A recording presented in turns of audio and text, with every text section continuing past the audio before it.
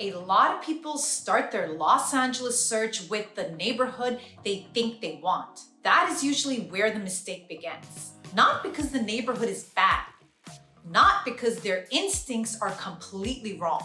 The problem is that most buyers are making the decision from the outside looking in. A neighborhood can pull you in fast. Great restaurants, beach access, a recognizable name, nice clips online, and one perfect weekend can make an area feel like the obvious choice.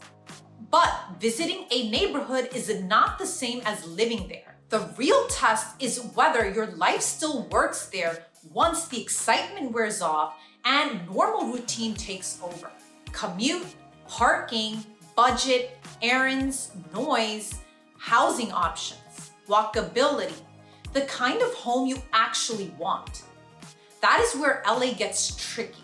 Santa Monica, Venice, Culver City, Playa Vista, Marina del Rey, West LA, and all of the smaller pockets around them can look close on a map.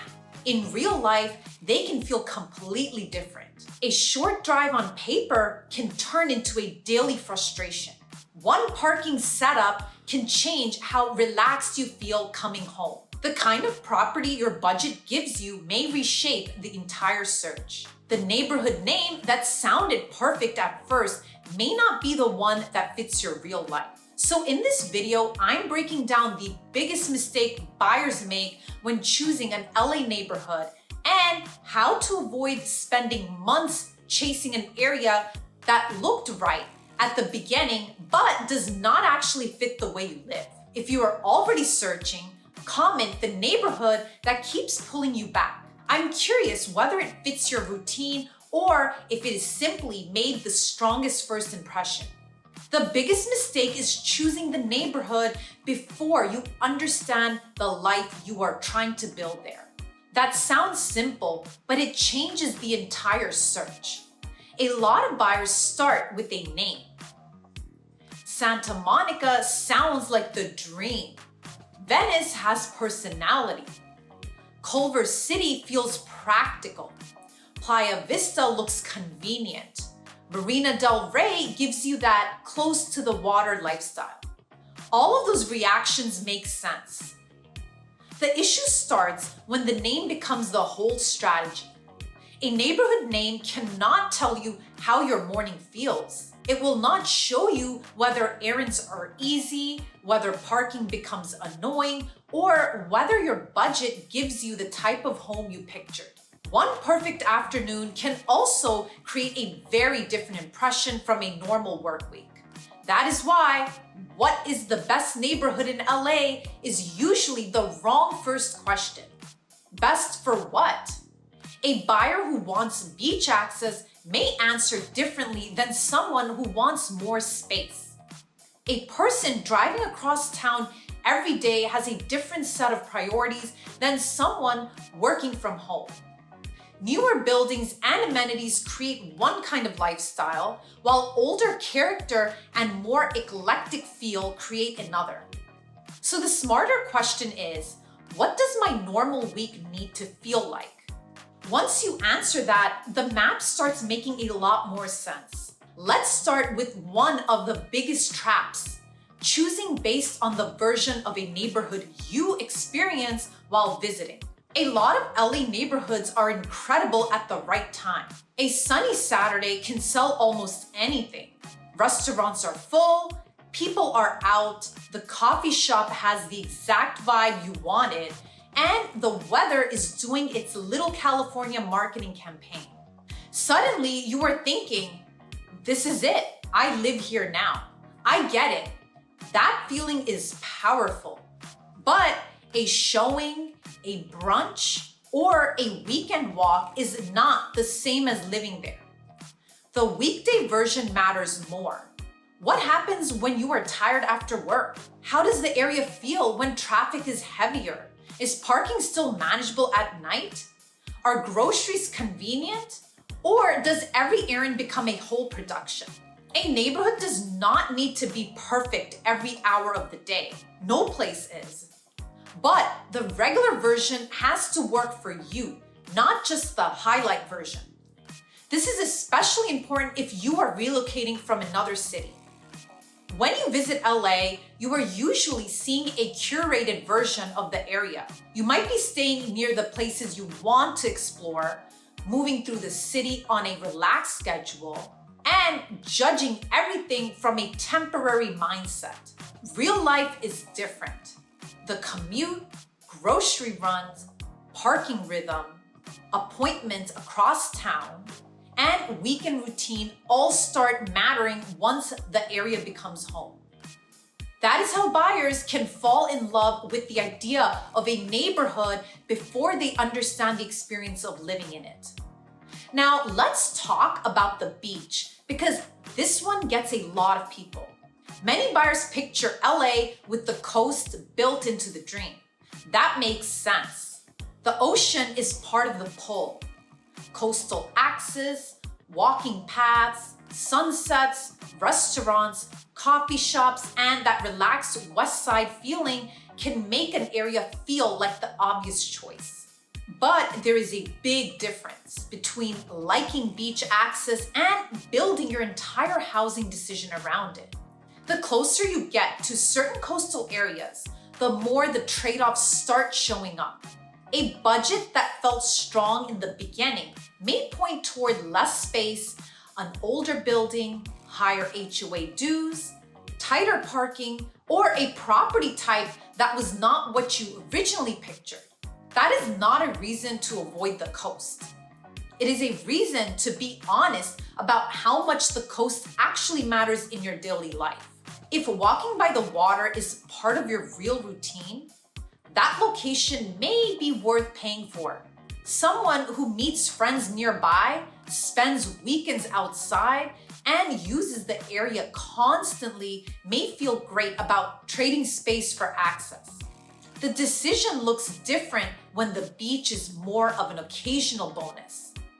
In that case, building the entire search around coastal access can get expensive for the wrong reasons. The question is not, do I like being near the beach? Of course you probably do. The better question is, will I use this enough to justify what I'm giving up for it? Once that answer is clear, the coast becomes easier to evaluate. Now let's talk about commute, because this is one of the fastest ways a great neighborhood can become the wrong one. LA distance is deceptive. 5 miles can be easy. It can also feel like a personal attack depending on timing, route, and traffic. Commute tolerance needs to be a part of the decision while you are still thinking clearly. Once you love the home, it gets very easy to rationalize a drive your actual schedule is going to hate later. And commute is not only about going to an office. Even if you work remotely, your home base still shapes your life. Groceries, workouts, appointments, coffee, restaurants, friends, weekend plans, and everyday errands all have a geography to them. If most of your life is on the west side, staying near that orbit may make sense. When work, social plans, and errands are scattered across the city, the better location may be the one that keeps your week from feeling like a logistics project. This is where buyers sometimes get too focused on the property and not enough on the pattern of the life around it. A beautiful home can lose its shine if every normal task feels harder than it should. The reverse can happen too. A neighborhood that did not seem as exciting at first may end up feeling better because your routine works there. That is not glamorous, but it matters. Now, let's talk about parking, because this is the part nobody wants to obsess over until it becomes their entire personality. Parking is not the fun part of buying a home in LA, but it can absolutely affect how you feel living somewhere. A showing might happen at a convenient time when street parking looks easy. Then you move in and realize the evening situation tells a completely different story. One assigned space can be fine for one setup and completely wrong for another. Guest parking may be almost non-existent. A garage might technically exist, but actually using it requires patience, precision, and possibly a spotter. And tandem parking? That can sound harmless until two schedules start clashing every morning. These details are not exciting, but they are real. They should be a part of the neighborhood decision from the beginning. Because if coming home means circling for parking every night, that frustration becomes attached to the area. A neighborhood can have great restaurants, beautiful streets, and the exact vibe you wanted. Still, if the daily logistics makes you tense, the experience changes. Sometimes the smarter choice is not the flashiest location. It is the one where life feels easier. Housing options are another place where buyers get a reality check. Every LA neighborhood does not offer the same mix of homes. Some areas lean heavily toward condos. Others have more townhomes. Detached homes may exist, but the price point can climb fast. A neighborhood can be beautiful and still have limited inventory in the exact property type you want. That means loving an area is only a part of the equation. Your budget also has to match the kind of home available there. Maybe the area feels right, but the homes in your price range are mostly condos when you were picturing outdoor space. Another location might offer townhomes, but the layouts, stairs, HOA, or parking do not fit your life. A detached home could be possible somewhere nearby, though the trade-off may be condition, location, or budget. That is not bad news. It is useful information. The sooner you know it, the less time you waste trying to force a search that does not make sense. Instead of getting locked into one neighborhood name, ask which areas give you the lifestyle and home type you actually want. That shift can open up much better options. Now let's get into budget, because this is where the emotional side of the LA search really shows up. A buyer can have a strong budget and still feel confused here, especially on the Westside. Before the search starts, the number may sound clear. Once the listings show up, the picture gets more complicated. A condo in one neighborhood may technically fit the budget, but the HOA changes the monthly payment. A different area may offer more space, though it does not have the exact lifestyle you originally pictured. A property can look like a good deal at first glance. Then, the condition or renovation needs start telling a different story.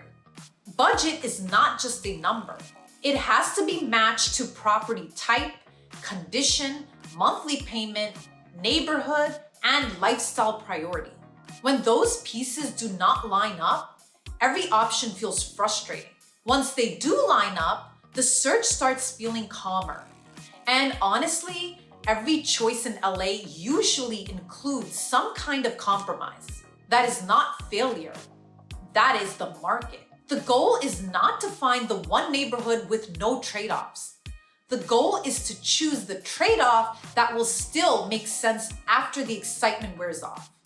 Now, let's talk through a few Westside areas in a way that is actually useful. Santa Monica has an obvious pull. Coastal access, restaurants, shopping, outdoor space, and walkability in certain pockets make the appeal easy to understand. For buyers who care deeply about location and beach proximity, the premium may feel worth it. That same premium can affect space, parking, property type, HOA dues, or monthly costs. So Santa Monica is not just a question of whether you like it. Most people like it. The real question is whether the trade-off fits how you want to live and what you want to own. Venice is a different kind of decision. It has personality. There is style, creativity, energy, and a block-by-block feel that can be very distinct. That is exactly what draws some buyers in. But Venice needs to be tested beyond the fun version. Parking, Noise, layout, condition, outdoor space, and the exact pocket can change the daily experience. A weekend visit may not tell you enough. The right fit depends on whether the personality of the area lines up with your actual routine, not just whether it feels cool for an afternoon. Playa Vista sits in a completely different lane. Buyers often notice the newer buildings, the amenities, convenience, and more planned feel. For someone who wants ease, structure, and a cleaner daily setup, that can be very appealing. It may not deliver the same coastal identity as Santa Monica or the same eclectic energy as Venice, but that is not the point. It offers a different version of LA living. The question is whether that version matches what you want your week to feel like. Culver City can be a strong option when Westside access matters, but being directly coastal is not the priority. Restaurants, shopping, entertainment, office access, and centrality are part of the appeal. For many buyers, the value is in how practical it feels during a normal week. It may not give you the same beach feeling as Santa Monica or Venice, but convenience, commute, and property functionality can make the trade-off worth considering. Marina del Rey often comes up for buyers who want water proximity, condo options, amenities, and a more relaxed coastal feel. Because many options are condo or building based, the details matter a lot. The monthly costs, HOA rules, parking setup, building condition, amenities, and overall functionality should be reviewed carefully. The water nearby may get your attention, but the building experience is what you live with every day. That is why neighborhood research cannot stop at a vibe. The vibe gets your attention. The details decide whether the area works. Around this point, I would love to know what part of the search is making you second guess yourself.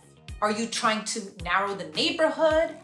Understand what your budget actually gets?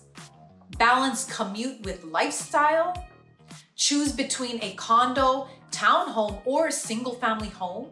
Figure out whether the area you liked first can actually give you the type of home you pictured? Comment that below, because that is usually where buyers need more than listings. They need context. Now let's talk about the weekday test. This is one of the easiest ways to avoid the wrong neighborhood. Do not only visit an area when it is at its best. A sunny Saturday can make almost anywhere feel charming. Restaurants are busy, people are out, traffic may not feel the same.